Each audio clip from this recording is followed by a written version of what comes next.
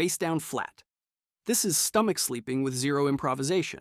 No knee bend, no arm drama, just fully prone, body straight, face down or barely turned, like you were gently ironed onto the mattress. Minimal movement, maximum pressure. About 2 to 3% of adults sleep like this.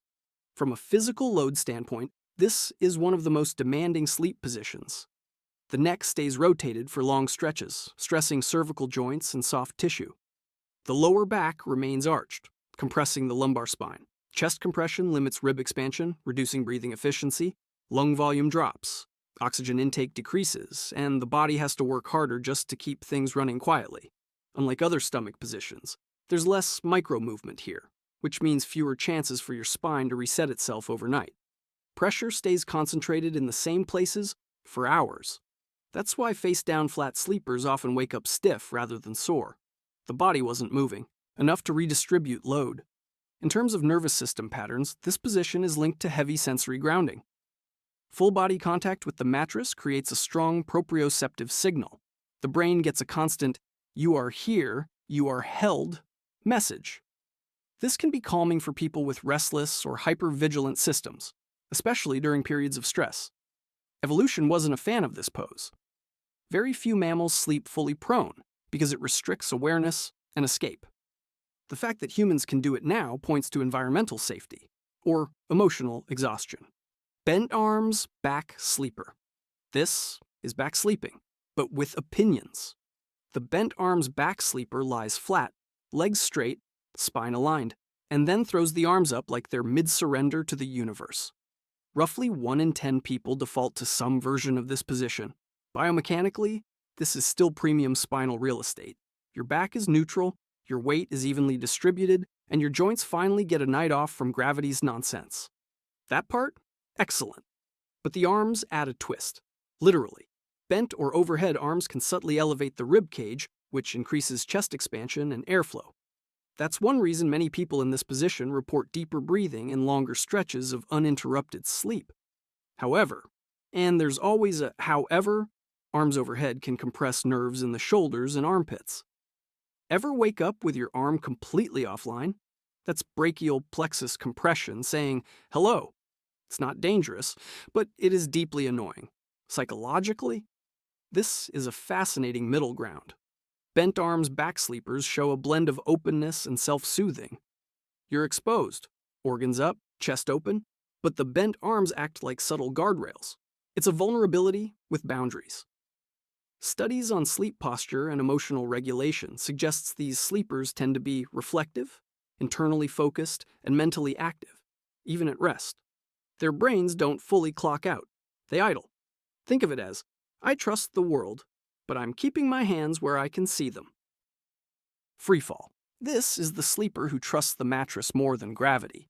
Face down, arms up near the pillow, head turned, legs stretched out like you tripped mid-snooze and never recovered. It feels amazing. Briefly.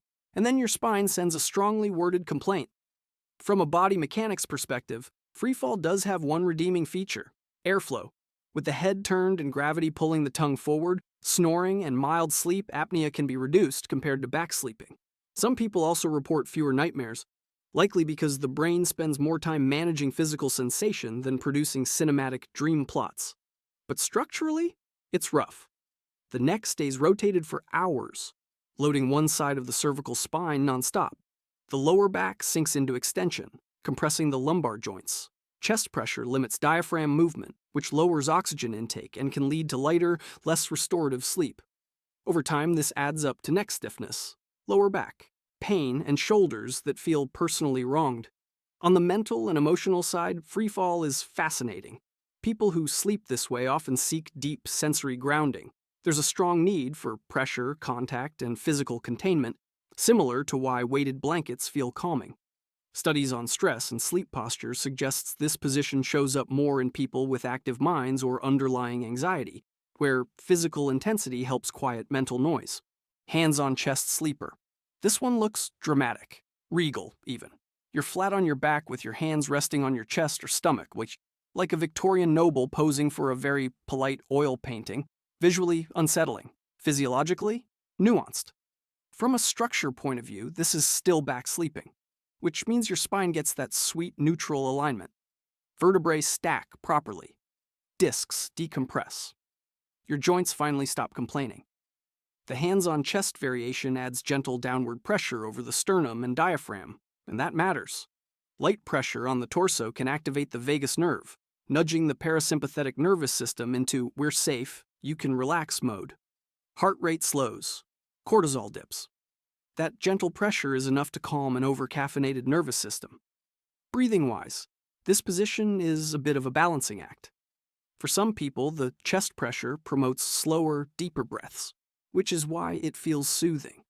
For others, especially if the hands are heavy or stacked high, it can slightly restrict chest expansion, making breathing more shallow. This is why some hands-on chest sleepers wake up feeling calm, and others wake up feeling like they slept through a very polite panic attack. Psychologically, this posture screams self-regulation. Folding or resting hands over the torso is a universal self-soothing gesture seen in infants, adults, and literally every human waiting awkwardly in line. Sleep researchers link this position with introspection, emotional containment, and a strong internal world. These are people whose nervous systems don't reach outward for safety. They generate it internally. Back sleeper with legs bent. This is back sleeping, but with a plot twist. You're flat on your back, torso aligned, but then suddenly one or both knees pop up like your body changed its mind halfway through. A noticeable chunk of back sleepers bend their knees unconsciously. Biomechanically, this variation actually solves a problem. Bending the knees reduces lumbar lordosis, that natural inward curve of the lower spine, which decreases tension in the hip flexors and relieves pressure on the lumbar vertebrae. Physical therapists love this. It's why they often recommend placing a pillow under the knees for back pain. This position redistributes weight across the pelvis and spine. It also subtly engages your core, which helps stabilize the spine while still allowing muscles to relax.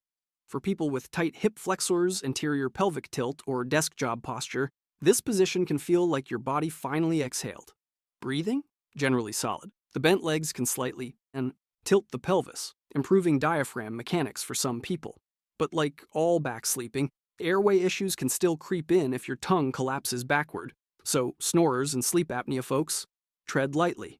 Psychologically, this posture signals adaptability. Unlike the rigid soldier sleeper, these folks unconsciously modify their environment to reduce discomfort. Sleep specialists associate bent leg back sleeping with problem solvers, people whose nervous systems adjust instead of endure. There's a quiet flexibility here. Comfort matters, efficiency matters. Suffering unnecessarily? Hard pass. Downsides? Bent knees can strain the hip joints if unsupported, especially if one leg is raised without balance. Over time, asymmetry can annoy the pelvis. A pillow under the knees fixes 90% of this. Shockingly simple, deeply effective. Log. The log sleeper is side sleeping stripped of all personality. Body straight, arms down, no curling, no reaching. Just lying there like a perfectly stacked piece of lumber. About 15% of side sleepers do this. From a physiological standpoint, this position is efficient but unforgiving. Side sleeping keeps the airway open, reduces snoring, and helps digestion. All solid wins. But the straight, rigid alignment means there's less shock absorption. The shoulder taking the brunt of gravity can get compressed, and without a pillow between the knees, the top leg tends to pull the spine into subtle rotation. Nothing catastrophic, just enough to cause that "why does my hip feel weird" sensation in the morning. Because the arms are pinned straight down, circulation in the shoulders can also be slightly restricted, especially on firmer mattresses. Log sleepers are more likely to wake up with numb hands or shoulder stiffness than curlers or reachers. What this posture communicates emotionally is steadiness. If this were body language while awake, it would read as composed, reserved, and self-contained. People who default to the log tend to value predictability and emotional efficiency, not closed off, just not flailing around. Their nervous systems prefer consistency over chaos. Side sleeper with one knee bent. This position lives in the gray zone between the log and the fetal, one leg straight, the other bent, torso mostly side-lying but not fully curled. Extremely common. Extremely human. Physically, this position has some advantages. The airway stays open, snoring risk stays relatively low, and digestion still benefits from gravity doing its thing. The bent knee reduces spinal rigidity, which can feel relieving for people with lower back tension or tight hips. The problem shows up in rotation. If that bent knee isn't supported by a pillow, it pulls the pelvis forward, introducing a gentle spinal twist that lasts all night. Over time, that can irritate the lower back or sacroiliac joint, not dramatically, just enough to create a morning discomfort. The top shoulder can also creep forward, tightening the upper spine if the mattress is too soft. Psychologically, this position tends to show up in people who move during sleep but don't fully switch positions. It reflects adaptability, the nervous system responding to comfort cues without fully abandoning side sleep. People who sleep this way often balance independence with emotional flexibility. They're comfortable resting, but they like knowing they can shift gears quickly if needed. Rotisserie Sleeper. This isn't a position, it's a lifestyle. Rotisserie sleepers don't pick a posture. They cycle through all of them, like they're stress testing the mattress. Back, side, other side, stomach, repeat, all night. From a body load angle, this constant rotation is a double-edged sword. On the plus side, movement prevents prolonged pressure on any one joint. Blood flow stays dynamic. Nerves get breaks. This is why rotisserie sleepers are less likely to wake up with numb limbs or single-spot soreness. The body never stays stuck long enough to complain loudly. But fragmented positioning often means fragmented sleep. Frequent micro-adjustments can interrupt deep sleep stages, even if you don't fully wake up. Your brain briefly pops out of slow wave or REM just to approve the next flip. Over time, this can reduce sleep efficiency. Plenty of hours in bed, less actual restoration. From a nervous system perspective, this pattern is tied to baseline arousal. Not panic, not insomnia, just a system that doesn't fully power down. Common in light sleepers, problem solvers, and people whose brains like to keep one eye open, just in case. The movement isn't random. It's regulation through repositioning. This pattern is also common during periods of stress, illness, or schedule disruption. Skydiver. This is stomach sleeping with an attitude. Face turned to the side, arms up near the pillow, and one or both legs bent like your body froze mid-action sequence. It looks unhinged. It feels weirdly good. Biomechanically, Skydiver sleepers get a mixed deal. The bent leg reduces some lower back compression compared to face down flat, which is a small mercy. But that asymmetry introduces rotational force through the pelvis and spine. One hip stays flexed all night, the other extended. Over hours, that uneven load can irritate the lower back, hip joint, and even the sacroiliac joint. Neck rotation remains a problem, especially if the arms pull the shoulders forward. Breathing stays partially open thanks to gravity pulling the tongue forward, so snoring is often reduced compared to back sleeping. But chest pressure still limits full diaphragm expansion, meaning oxygen intake isn't optimal, just acceptable. From a nervous system lens, this position reflects movement-seeking regulation. The bent limbs and asymmetry provide constant sensory feedback, which helps some people stay asleep. This posture shows up more in individuals who shift between calm and restlessness. Their bodies don't fully settle, so they negotiate comfort through motion without actually waking up. Back to side twist. This position starts as back sleeping, and then quietly betrays itself. Shoulders stay flat on the mattress, chest facing the ceiling, but the legs twist off to one side like your lower body had other plans. From a structural standpoint, this is a mixed message to your body. The upper spine enjoys the benefits of back sleeping, neutral alignment, even weight distribution, less facial pressure. The lower half, however, introduces rotation through the lumbar spine and pelvis. That twist can feel relieving at first, especially for people with tight lower backs, but held for hours, it creates uneven load across discs and muscles. One side shortens, the other stretches. Nobody fully relaxes. Breathing usually stays decent since the chest is open, though airway collapse can still happen if the tongue falls backward. Adding a pillow under the twisted legs often makes a huge difference. It stabilizes the pelvis and turns this from questionable into therapeutic adjacent. From a psychological standpoint, this posture shows compromise. The body wants openness, but also wants relief. It's common in people who fall asleep calmly but carry residual tension, so the twist acts like a pressure valve. Emotionally, this posture reads as half open, half protected. If this were waking body language, it would look like someone lying back, but crossing their legs, relaxed but still protective. Pillow Fort Sleeper. This is not a sleep position. It's an architectural project. Pillows on both sides, one between the knees, one hugged, one behind the back, possibly one barricading the edge of the bed like you're building an emotional fortress. From a physical support angle, this is actually pretty smart. Pillows reduce unwanted rotation, support joints, and keep the spine from drifting into weird angles overnight. Knee pillows protect hips. Back pillows prevent rolling. Hugged pillows stabilize the shoulders. Sleep clinics literally recommend versions of this setup for people with pain, pregnancy discomfort, or post-injury recovery. You just went freestyle with it. The downside is dependency. If the pillow configuration shifts or collapses at 3 a.m., your body may wake up just enough to rebuild the fort, breaking sleep continuity. Too many pillows can also push the head forward or elevate the neck awkwardly, especially if they're mismatched in height or firmness. From a psychology regulation standpoint, pillow fort sleepers are big on environmental control. This isn't fear-based, it's comfort optimization. The nervous system sleeps better when boundaries are clear and pressure is evenly distributed.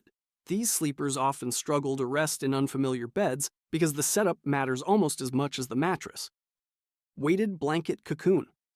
These sleepers don't just want to sleep. They want to be compressed, fully wrapped, pinned, gently immobilized, like a human burrito who paid extra for calm. The blanket isn't just on you, it's deciding things. From a load and pressure standpoint, weighted blankets apply deep pressure stimulation across the body.